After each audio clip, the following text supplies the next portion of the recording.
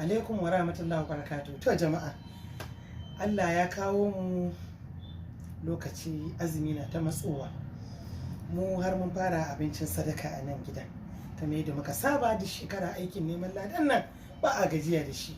Mun fara dafa abinci, almajirai da makwabta ma duk ana ta zuwa ana kakkaɓar abincin da muke dafawa. Muna yin sadaka fi sabilillahi.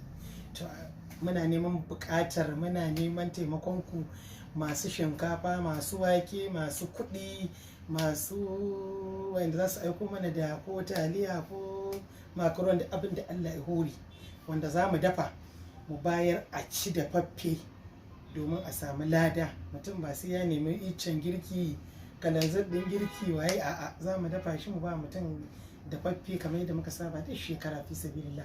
Account number mu Daso Entertainment, Zenith Bank 1016112097, sai nambar waya 08022668832. zan maimaita. Daso Entertainment, Zenith Bank 1016112097, nambar waya 08022668832. ga wanda Allah ya ba iko a bugu a tabbatar ni ce zan dauka, za a ji muryata. Kuma sannan wannan account number na kamfanin Daso Entertainment ne, masu daukar nauyin raba abinci da faffe sadaka fi sabilillah da muke dafawa a gida, muna bawa almajirai suna zuwa suna karba albarkacin watan azumin Ramadan.